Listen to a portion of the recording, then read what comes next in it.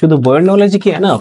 Right side এডুকেশনে আমরা দিচ্ছি unit 3 by Cambridge, যেখানে বইয়ের নলেজের পাশাপাশি আপনার বাচ্চাকে রিয়েল লাইফ ইমপ্লিমেন্টেশন শেখানো হচ্ছে, কিভাবে তারা এই নলেজটা প্রেজেন্টেশনের মাধ্যমে একটা পাবলিক প্লেসে দাঁড়িয়ে তারা প্রেজেন্ট করতে পারছে।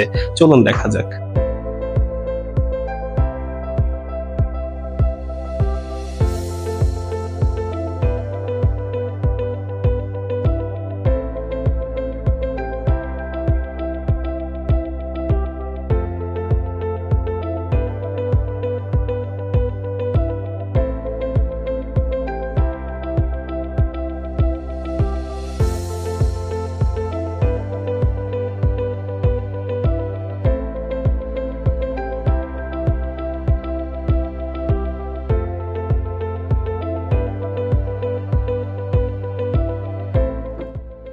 এতক্ষণ আমরা দেখলাম বাচ্চারা কিভাবে তাদের প্রেজেন্টেশনটা দিচ্ছে। এখন চলুন জেনে নিই আমরা তাদের কিছু অভিজ্ঞতা। আমি এসএসসি 25 ব্যাচের একটা স্টুডেন্ট। আজকে আমাদের আর্টের উপর একটা প্রেজেন্টেশন ছিল and it went pretty well. আজকে একটা প্রেজেন্টেশন ছিল and we did it after a long research and practice.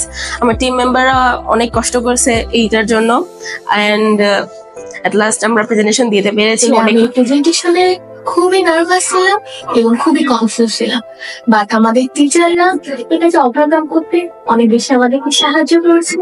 এবং আমি যদি দেখতে চাই আমার নার্ভাসনেসের কারণটা কেন, কারণ এটা হচ্ছে আমার ফার্স্ট প্রেজেন্টেশন এবং এটা হচ্ছে আমার ফার্স্ট পাওয়ার পয়েন্ট প্রেজেন্টেশন।